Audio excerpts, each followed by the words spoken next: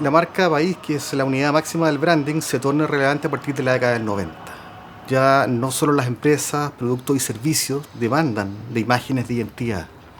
También personajes públicos, regiones, ciudades, países van a recurrir al diseño como una herramienta estratégica para posicionarse en los mercados a través de la creación de imágenes de exportación.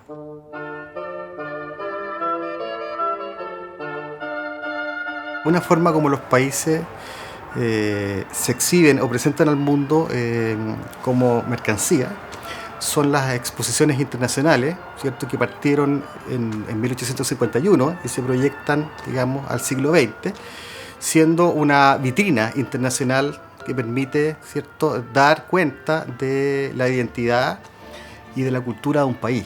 Y en ese sentido, Chile, justamente con la vuelta a la democracia, necesitaba un espacio, una vitrina, para posicionarse como una marca que se alejaba, ¿cierto?, de un pasado, ¿cierto?, bastante complicado. Y en ese sentido, la Expo Sevilla 92, ¿cierto?, funciona como la vitrina ideal para proyectarse hacia el futuro.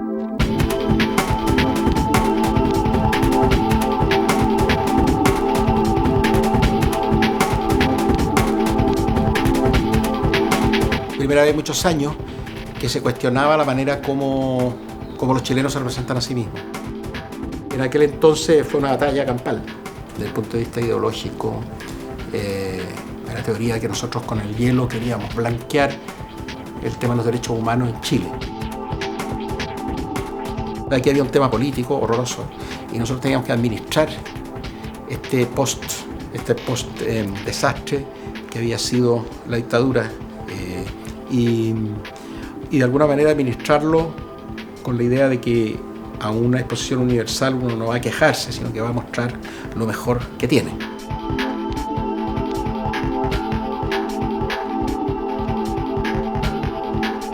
No creo que haya una identidad única, así que cada persona se ve como quiere verse, digamos. Sin embargo, el país estaba como anclado en ciertos símbolos, como el guaso, la figura de la lapislázuli, el remojado en cobre. Y nuestro concepto tenía que ver con un país más real, sustentado, digamos, en dos ejes. Uno de ellos era la vida de clase media, de barrio.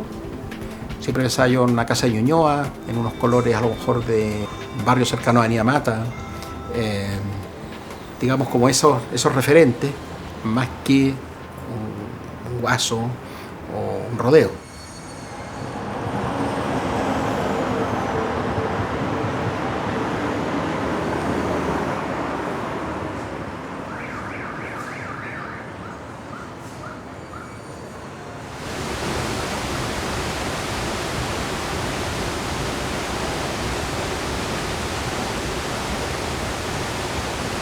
Y por otro lado, la naturaleza en su estado salvaje, o sea, la naturaleza chilena imposible, digamos, la cordillera, los icebergs, la Antártida, el desierto, temas como lo remoto, lo inmenso, ¿no?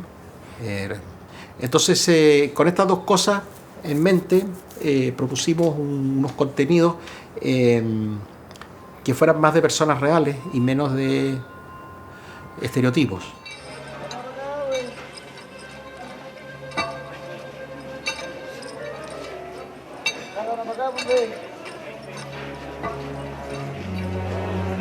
Fue en ese momento que comprendí todo lo que me había venido ocurriendo.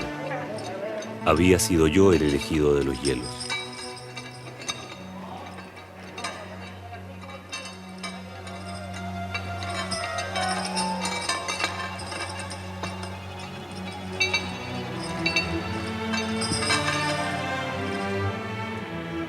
El 19 de abril de 1992, domingo de resurrección, amanecí completamente inmóvil.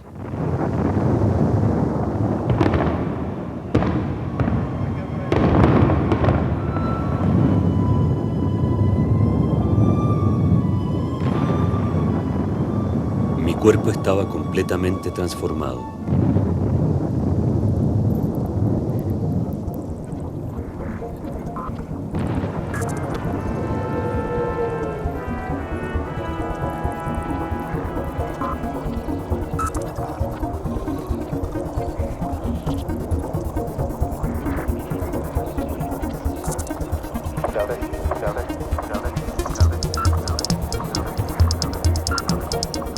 Son esos proyectos que yo llamo como originarios, como de iniciación, de apertura. Primero, porque uno tiene que sentarse y pensar qué es lo que somos, fuera de todos los estereotipos o tradiciones o cargas que vengamos trayendo, ¿no es cierto? Y primero, qué es lo que somos y después cómo nos vamos a mostrar. Y surgió un modo, en el caso del pabellón de Chile en la Expo 92, surgió un modo muy interesante, que era muy única, muy doméstica, te diría yo, incluso a través del diseño gráfico.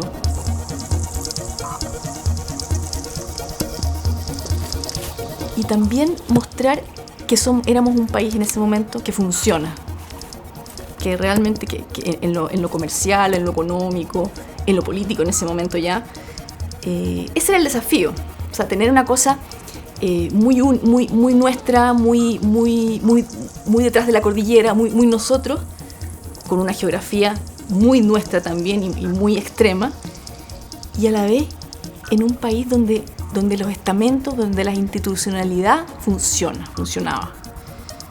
Te diría que ese fue el desafío y la cosa interesante que se mostró, que yo creo que se logró mostrar. Para mí la imagen gráfica era un clima gráfico más bien, era un ancho de banda gráfico más que uno u otro producto. Nosotros hicimos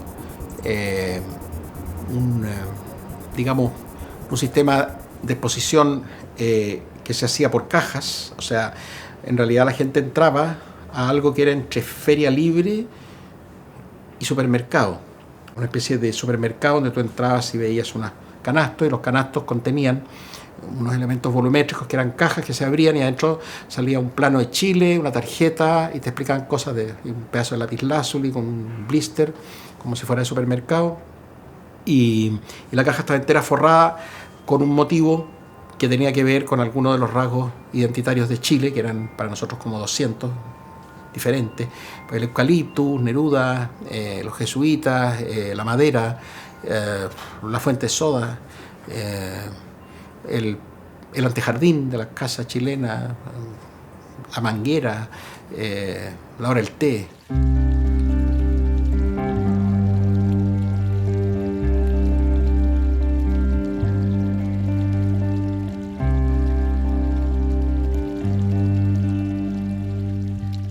Siempre me acuerdo de una foto de una regadera sobre un jardín en una tarde de verano. Tú dices, ¿por qué? Porque era una forma de mostrar lo que hacemos los chilenos, cómo somos, qué es lo que comemos, cuáles son nuestros pasatiempos domésticos. Era una forma normal, natural de ser, no extravagante ni estrafalaria, sino que muy humanizada, como te digo yo. Yo creo que el diseño gráfico en el pabellón mostró eso, humanizó este país que sí, en las pantallas funcionaba y todos los estamentos y en lo comercial, en lo económico, etc. Pero el diseño me llegó a mostrar esa humanización, ¿no es cierto?, de país, que era muy bonito.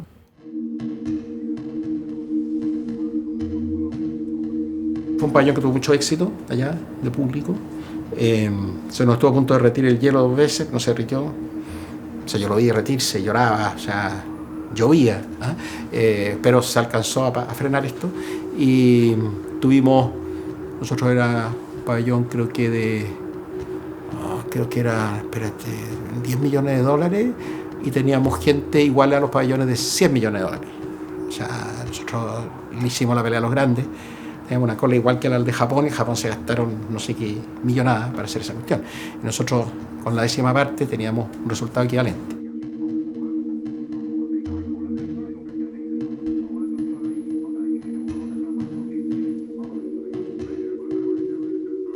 Creo que después del pabellón, por ejemplo, el turismo chileno cambió totalmente. En vez de vender un trópico de segunda, digamos, esto es Cancún, pero no tanto, ¿no? Somos Viña del Mar, tipo Cancún, ¿no? Jurel tipo Salmón, pues, Viña del Mar tipo Cancún. Nosotros empezamos a poner, digamos, la idea de que nosotros éramos los más remotos, los más lejanos, y que aquí podías venir a la Patagonia, y podías venir a la Antártica, y se podía venir al desierto, y a la cordillera, y no sé qué, y al océano.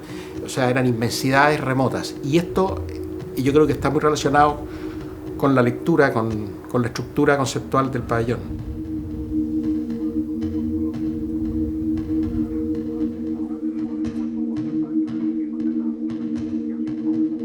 Para mí la estrella era un elemento más de los muchos que usamos. Hicimos unas letras que yo quería hacer una tipografía tipo Bauhaus, que eran unas letras negras, que la C era como muy abierta, y después decía Chile, y me las rechazaban porque decían paréntesis Chile, que no. Y yo insistí que eran Chile, que estaba bien, ya, y me puse firme y funcionaron bien. Eran unas letras rudas, negras, y el mono, la estrellita, era como flotante, tipo volantín, tipo media popular, pero con nuestros colores, y con un agregado le pusimos verde y gris también. La estrella representó el sentir de esos momentos de un Chile más abierto, menos rígido, más colorido, más, ¿cómo diría yo?, menos militar, ¿no? Eso.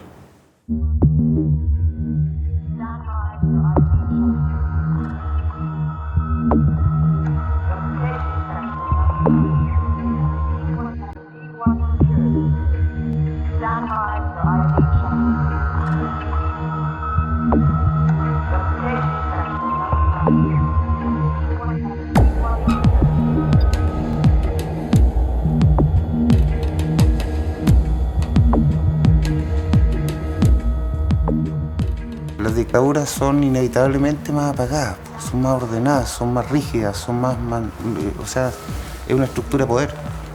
Entonces, yo creo que obviamente cuando uno empieza a hacer una relación más abierta, más democrática, más libre, en que surgen nuevamente atributos como el respeto mutuo, como la tolerancia, que hoy día nuevamente está en crisis, ¿te fijas?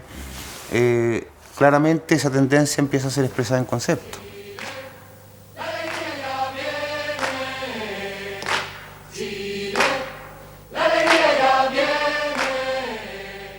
Chile, la alegría ya viene. Buenas noches. Por primera vez en 15 años, quienes no comparten el pensamiento oficial tienen la oportunidad de dirigirse a usted a través de un programa de televisión propio. Oportunidad para mí de reencontrarme con esta profesión también de la cual fui marginado hace más de 5 años. Pero 15 minutos en 15 años no es mucho, y vamos a esa alegría que viene. El diseño y la imagen va expresando esos sentimientos sociales. Para mí un ejemplo gigantesco fue la anécdota del logo del No. La verdad es que yo no participé en el concepto de la alegría ya viene, y lo encontré maravilloso. Yo en ese tiempo era socio de Eugenio García.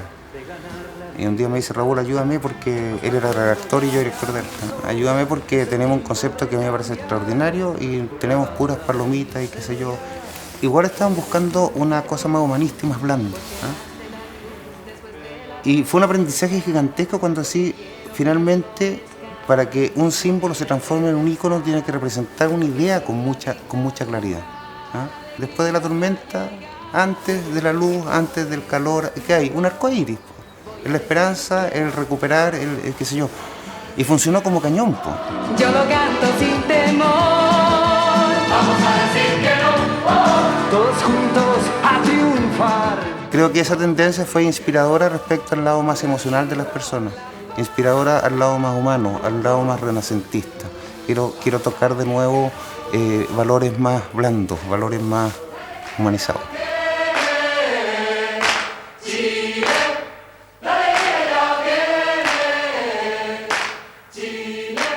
Sin odio, sin violencia, sin miedo. No más. Vote no. Hasta aquí nuestro programa de hoy y le invitamos para el de mañana, en que vamos a tener una actuación especial para este programa del grupo rock Los Prisioneros. Antes de despedirme, tengo una comunicación. Dice: Patricio Elwin, vocero de los partidos concertados por el no, invita al general Augusto Pinochet Ugarte a este programa, los únicos 15 minutos de los que los demócratas disponemos en televisión para dialogar sobre el futuro de Chile. Buenas noches. ¿Juráis o prometéis desempeñar fielmente el cargo de presidente de la República? Sí, juro. Con el ascenso de Patricio Aylwin, el gobierno chileno de la época busca distanciarse de los símbolos patrios tradicionales que fueron emblemas comunicativos de la dictadura. Y en ese sentido, a partir de los primeros gobiernos de la concertación, se comienzan a introducir nuevos identificadores gráficos para ministerios, para secretarías, para centros culturales, que van a apelar a una estética orgánica, tal como la dictadura buscó erradicar vinculaciones con la estética de la Unidad Popular.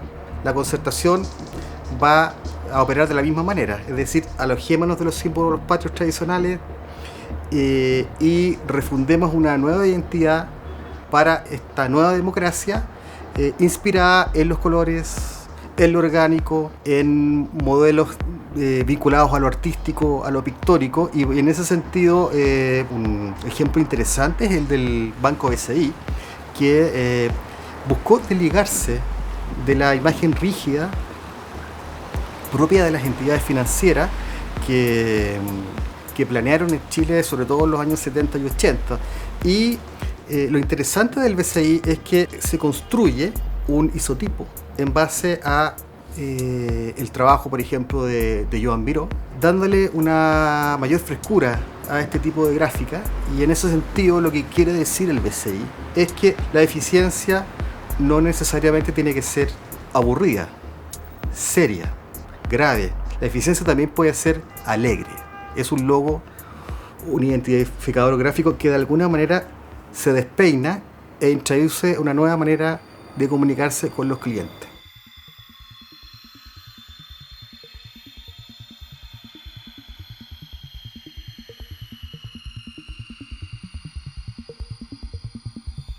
O sea, fue una revolución, po.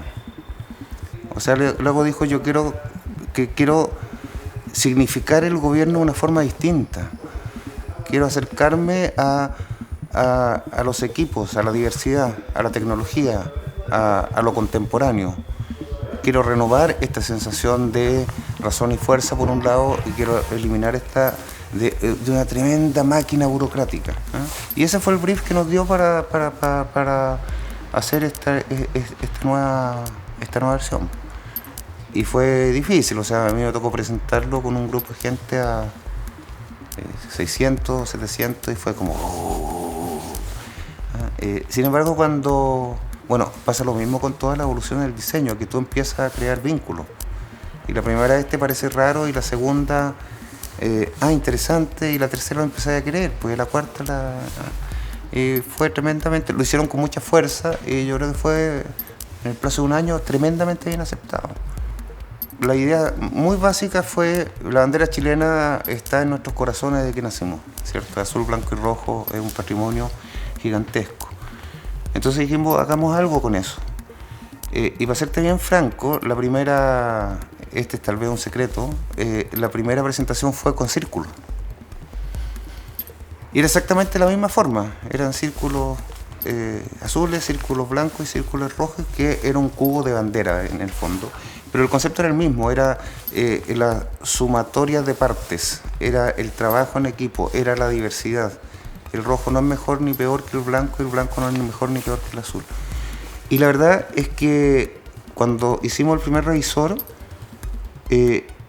se me pidió que quedara un poquito femenino, quedara muy blando, quedara demasiado, y que el gobierno también necesitaba firmeza, el gobierno también necesitaba estructura, el gobierno también necesitaba liderazgo. Y fue de esas casualidades mágicas del diseño, pues que cambié los círculos por cubos y apareció otra cuestión con el mismo concepto, exactamente, pero tremendamente potenciado. Y en ese minuto estuvimos todos de acuerdo que se potenciaba enormemente. Ahora, la tridimensionalidad fundamentalmente porque dos cosas, una cosa tendencia en la época, pero también queríamos dar el aspecto de tecnología. Queríamos decir que hoy día el aparato, el sistema de soporte de este gobierno más moderno, más democrático, más abierto, contaba con una plataforma tecnológica importante.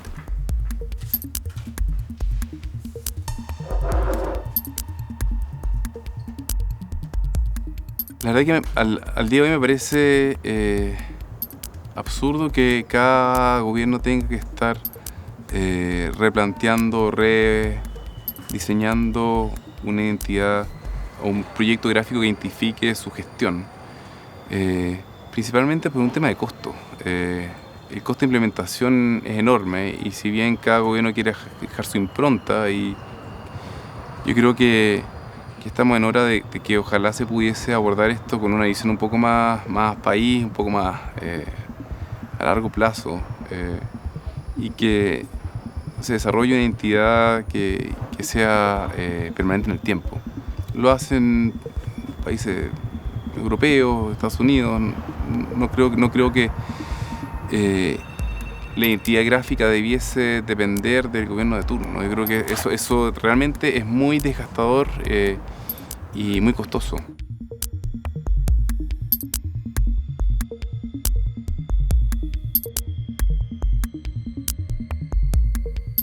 Yo no quisiera entrar a criticar el trabajo de otros colegas, porque habrán tenido, conociendo más o menos las variables, lo complejo que es trabajar con las variables políticas con que se manejan estos proyectos, debe ser difícil poder juzgar por qué se hizo un logotipo de ese tipo. Creo que se enmendó bien. Algún día se podrán mostrar las 5 propuestas, pero la propuesta que se resultó ganadora, que es la de Futurebrand, creo que cumplía bastante bien con ese propósito. Era bastante fácil de implementar, también era una variable política y que se pudiese implementar de manera muy rápida. Si bien yo no fui el diseñador de la identidad de gobierno, recayó en mí un montón de responsabilidad por tener que de alguna manera dar la cara de por qué se había elegido esa identidad en relación a otra. Nunca se conocieron las otras públicamente, pero que no me cabe duda que la que se eligió era de todas la mejor. Una identidad bastante correcta y que se ha implementado muy bien. Yo creo que ese es quizá uno de los grandes valores, que fue una identidad que permitió una muy buena implementación en un tiempo muy corto. Incluso el trabajar con esa idea de parche permitió, como te decía, maximizar enormemente el uso de un montón de material que existía con otras identidades de gobierno anteriores.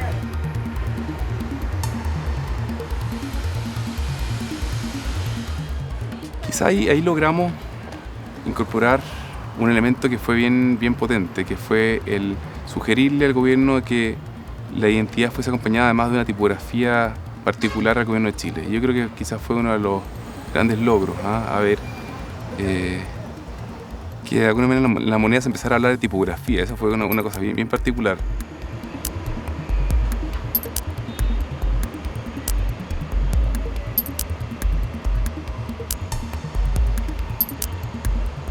es súper difícil vender ideas a los comités porque en el mundo blando de la comunicación, de los posicionamientos, del diseño, nadie es dueño de la verdad. O sea, es súper difícil decir esto, lo que yo estoy diciendo es lo verdadero. Y probablemente, en mi opinión, las verdaderas genialidades son cuando ocurre que de varias ideas que se están debatiendo surge una nueva. Porque el pensamiento humano es posible que se progrese, que se crezca, que se... a mí los trabajos que más me han gustado en mi vida son aquellos que tú decís, ¿quién lo hizo? No sé, fue un equipo. Este tiró la idea A, partimos con un conejo y terminamos con un zorro. Y quedó genial.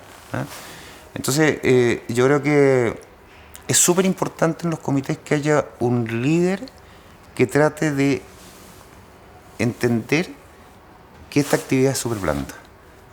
Y que por mucho que tengamos antecedentes y que tengamos estudios, finalmente hay un tema de creatividad innata, de posición, de voluntad, de pasión por lo que está haciendo, que es súper necesaria.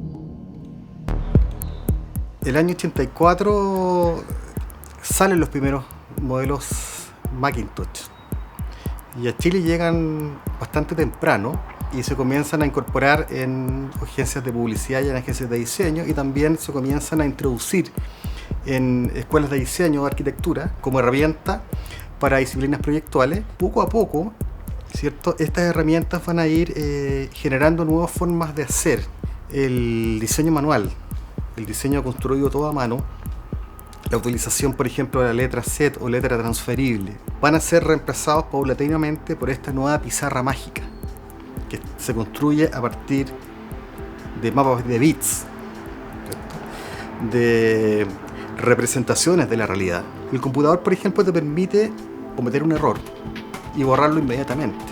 Cuando trabajabas de forma manual, ¿cierto?, si cometías un error, ¿cierto?, o un descalce, o te corrías un par de centímetros en la transferencia de una letra Z al papel, tenías que hacerlo de nuevo, no tenías otra opción. Entonces se produce una compresión del tiempo y en ese sentido una lógica, ¿cierto?, que baja los costos y si bien finalmente, digamos, lo que ha primado es la práctica y el uso de los computadores, digamos, sobre todo en ese periodo y en los 90 se produce, digamos, una cierta discusión a propósito de que el computador también limita, si bien ahorra tiempo, también limita.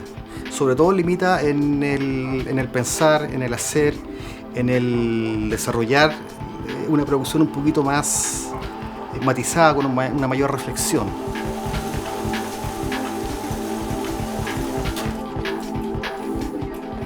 Si entendemos el diseño como un proceso, ¿verdad?, como un proceso largo de mucha gente trabajando, ¿no?, de muchos equipos para concretar una idea,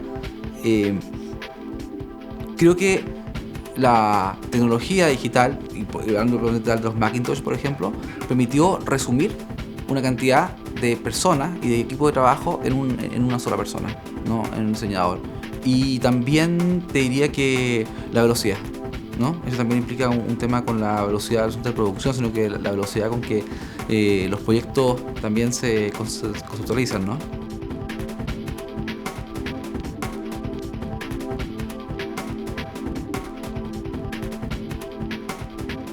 Antes del computador, en términos puramente del diseño, lo que ocurría, o lo que ocurrió un poco antes, tenía que ver con el sistema de fotocomposición.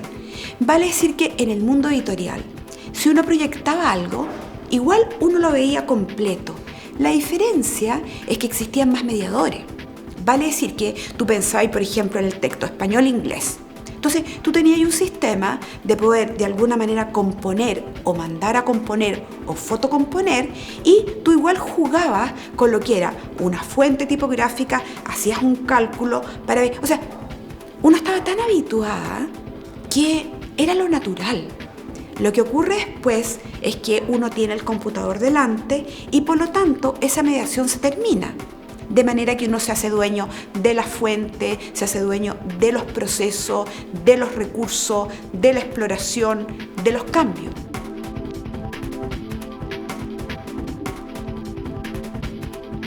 Quizás algo negativo tiene que ver también con el tema del tiempo, con una pérdida del tiempo como espacio de reflexión sobre el diseño y muy de ejecución rápida, ¿no?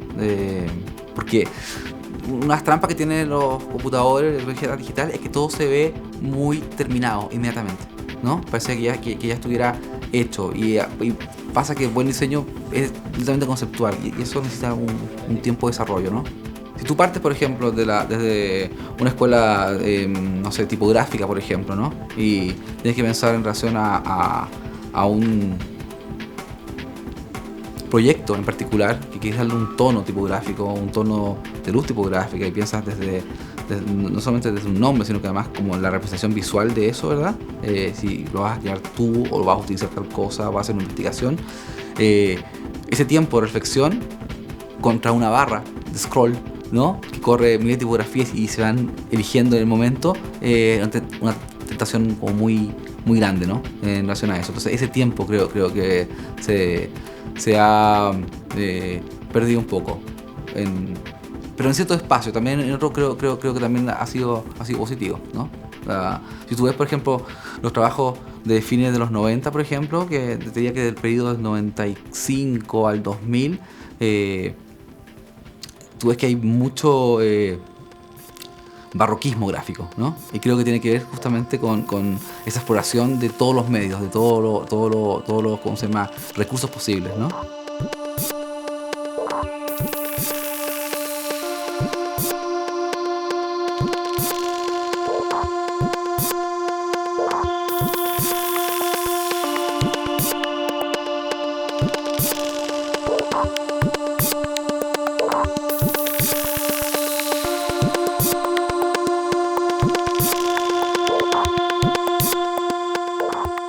El acceso a estas herramientas que van mejorando, digamos, permite hacer productos cada vez más atractivos.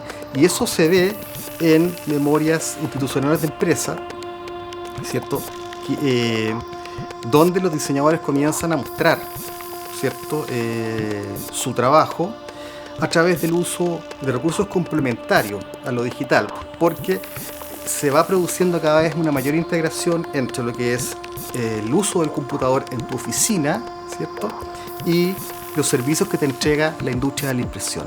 La industria de la impresión se va poniendo al día y eso va a permitir que tú vayas generando, en el caso de las memorias, ¿cierto?, diseños muy arriesgados en que usas cuños, folias, barnices especiales, retoques fotográficos imposibles, incorporación de fuentes tipográficas a gran tamaño, utilización de varios papeles, ¿cierto?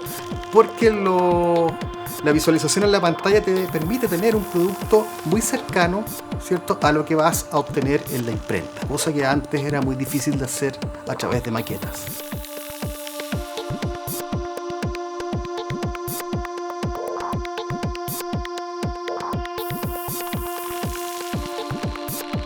Las memorias corporativas que se tenían que hacer obligatoriamente una vez al año tenían que poder al mismo tiempo trasladar una suerte de identidad, imagen. Más que ellos tener que vender lo que era para ellos seductor, es que yo pudiera trabajar contando a la compañía desde otro punto de vista.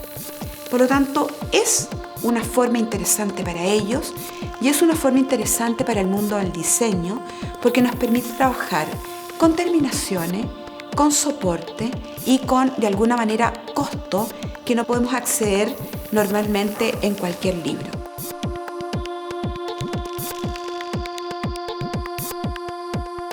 Cada una de esas memorias tenía que recoger el camino, las perspectivas, la proyección y los logros de la compañía durante ese año o, digamos, la proyección al futuro inmediato.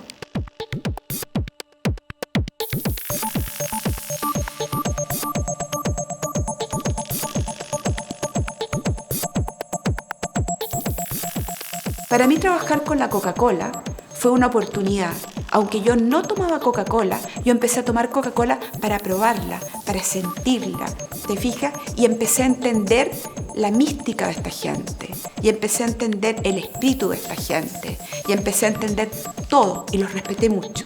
La gente que trabaja con seriedad me encanta, estén en la Coca-Cola o estén en la Católica. Por lo tanto, para mí fue una experiencia preciosa, y ellos admitieron que yo fuera lúdica, ellos admitieron que yo fuera libre, ellos admitieron, había una suerte de equilibrio entre una cierta libertad que yo les podía dar, ¿no es cierto?, y entre lo corporativo que ellos tenían que transmitir. Toda esa gran competencia de memoria de los años 90, del principio de los años 2000, probablemente ahora no sea lo mismo.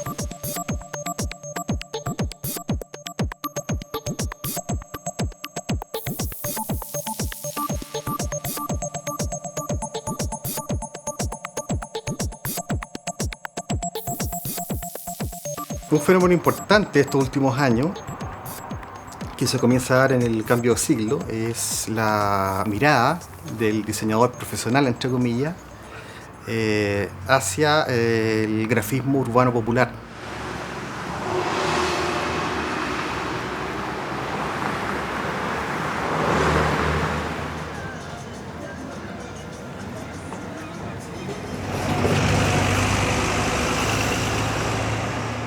De alguna manera, esta distinción entre alta cultura, ¿cierto?, y baja cultura comienza a desaparecer. Y ese es un fenómeno propio del posmodernismo. El diseño moderno, el diseño racional, que imperó durante buena parte del siglo XX, desechó este tipo de visualidad espontánea. Y de alguna manera en Chile lo interesante es que los diseñadores comienzan a mirar su entorno, dejan de mirar tanto hacia afuera y se comienza a producir una recuperación, ¿cierto?, de una base, un sustrato vernacular que de alguna manera alimenta, ¿cierto?, a una producción actual que está vehiculada por lo digital y no por lo manual. Y lo interesante es que el grafismo popular, ¿cierto?, recupera el trazado manual, y los diseñadores gráficos o profesionales transfieren, ¿cierto?, esa forma de expresión espontánea, ¿cierto?, a los medios digitales y al lo que es el ámbito del diseño y las comunicaciones. Están heladitas las bebidas para acá, están heladas, Coca-Cola Light, Coca-Cola Cero, los jugos, las minerales.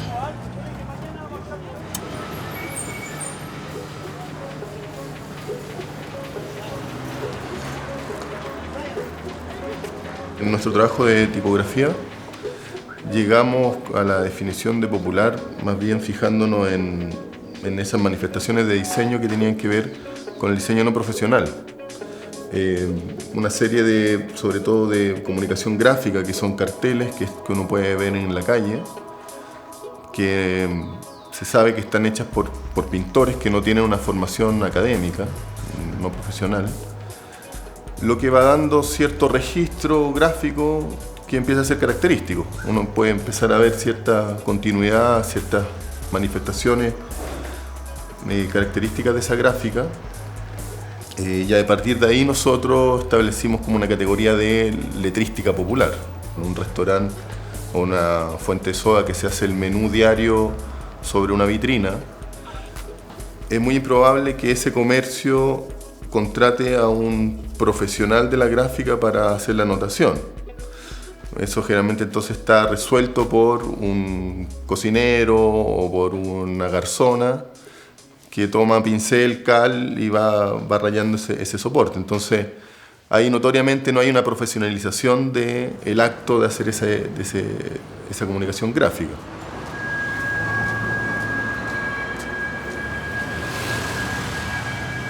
Siempre se corre como ese riesgo respecto al tema vernacular, como una cosa muy pintoresca, que raya un poco en la artesanía y en lo hippie, y la verdad que no tiene tanto que ver con eso, sino que es más bien un tipo de gráfica que surge de forma espontánea sin mayores como pretensiones estéticas.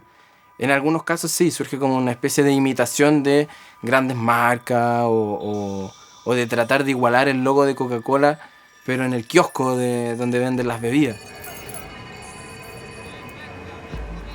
en algunos lugares específicos ligados principalmente a comercio minorista, por ejemplo, surgen diseñadores, ¿no es cierto? Surgen rotulistas, surgen cartelistas que desarrollan un estilo mucho más avanzado y que tiene que ver con estos centros como de comercio a la antigua.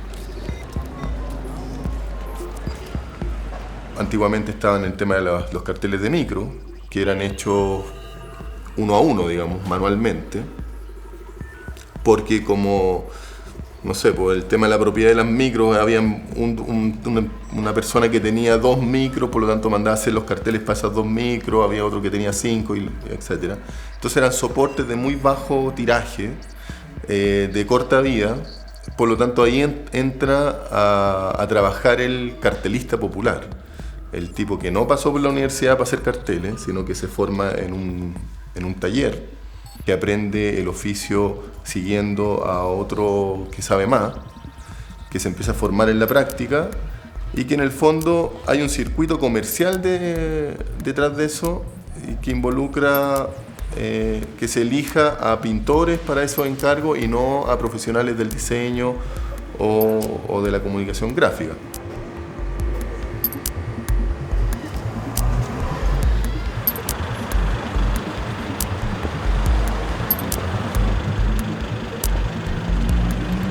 El diseño de las tipografías que nosotros llamamos urbano-populares es antiguo, es un diseño que partió en el año 96 y nosotros lo desarrollamos desde el año 96 hasta el año 99 más o menos. Fue el proyecto de titulación de Tono Roja y mío, y lo que veíamos en ese momento, lo que nos pasó en ese momento, lo que nos motivó a hacer ese proyecto fueron, por un lado, que nosotros no tuvimos educación tipográfica en la universidad. En los años 90 no existía la educación tipográfica, nosotros tuvimos letrística. ¿Por qué? Porque el diseño de tipografía estaba fuera del ámbito de la educación del diseño gráfico. Pero por otro lado, en los años 90 se produce un fenómeno bien importante, que es la globalización de las tecnologías gráficas. Vale decir, llegan al uso masivo las tecnologías del plotter de corte y del plotter de impresión.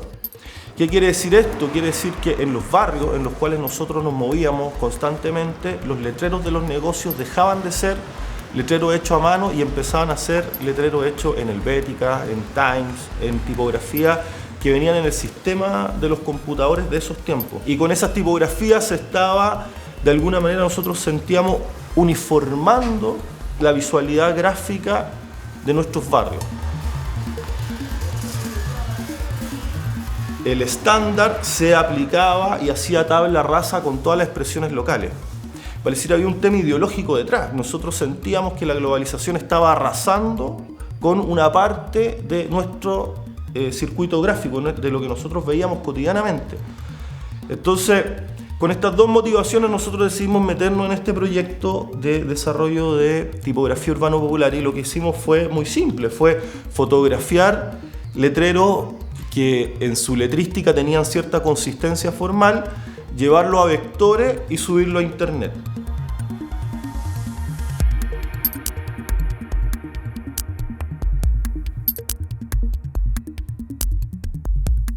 Me parece que en el trabajo académico aparecen más bien porque constituyeron un momento en la historia del diseño tipográfico chileno. Vale decir, ya son casi que vintage, o sea, están en el pasado y se recuerdan con cariño. El impacto que pueden haber tenido pasa por, en algún momento, abrir el menú de fuente y encontrar palabras como hueaditas, como estación, como antillanca, mechada, papas. O sea, cuando al diseñador se le produce ese cambio en su paleta de tipografía, ocurre algo.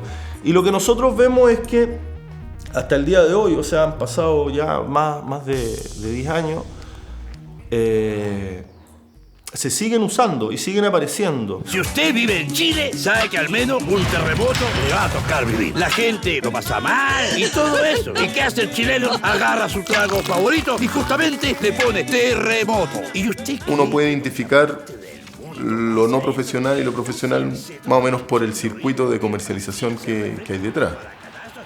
Después, poder identificarlo formalmente, es decir, por los rasgos gráficos propios, es un poco más difícil porque hoy día se empieza a mezclar, o sea, hay crecientemente en la industria publicitaria y en la industria gráfica un reconocimiento y una apropiación de los referentes populares para comunicar ciertas cosas que tienen que ver con la revalorización de lo local.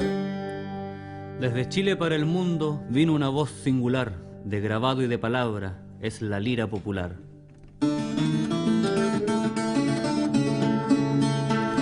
Fue a fines del 19 y hasta comienzos del 20. Un nuevo país al frente de un mundo que se conmueve. Mas la fortuna no llueve en este lugar fecundo. Vino del campo. Yo no soy una persona que haya estudiado mucho el tema, ya, o sea que puedo pecar de ignorante, pero tengo la sensación de que Chile no tiene un patrimonio visual muy grande. Y entonces en esa biblioteca, que yo creo que es pequeña, la lira popular es súper importante porque además porque es preciosa, porque es como un chocolate, es una cosa maravillosa, que yo no la conocí hasta que me tocó diseñar el libro de Miratú. Y entonces en ese momento fui a la Biblioteca Nacional y estuve con la persona que custodia esa colección, que es Micaela Navarrete, y vi las liras reales y empecé a conversar con ella, etcétera. Y yo dije, esto debiera estar en todas partes, debieran haber saleros y, no sé, afiches y todo tipo de cosas, pero por todos lados, porque es como lógico, ¿no? Mas la fortuna no llueve en este lugar fecundo. Vino del campo el oriundo hacia las nuevas ciudades. En el caso de Liguria están las cartas, están los manteles, están todo. Y nosotros lo que hicimos fue tomar los grabados, rearmar ciertas escenas, digamos, ajustándolas a la gráfica del restaurante, ilustrar ciertas cosas en el estilo de la lira, y fuimos como haciendo unas distintas composiciones con pedazos de los grabados originales. Hicimos una recomposición para el Liguria.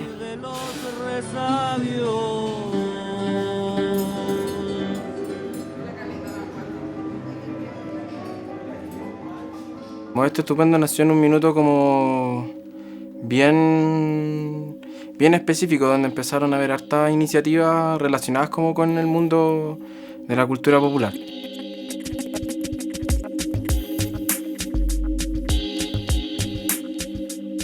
Y fue la primera vez como que encontramos que había un tema en común que se escapaba de la clásica visión del diseño más bien metodológico, denso y súper árido, y se aproximaba a un tipo de diseño que para nosotros, como los alumnos, era mucho más común, sobre todo para los que vivíamos en la periferia. Yo en ese minuto vivía en Puente Alto y casi toda mi vida vivía en Puente Alto, entonces el hecho de andar en micro, ir al Persa, conocer, no sé, 10 de julio, Estación Central, eran situaciones como súper normales. Y era primera vez que se estaba dando un espacio para que se hablara de ese tipo de gráfica, o sea, esa gráfica que habitaba en esos espacios.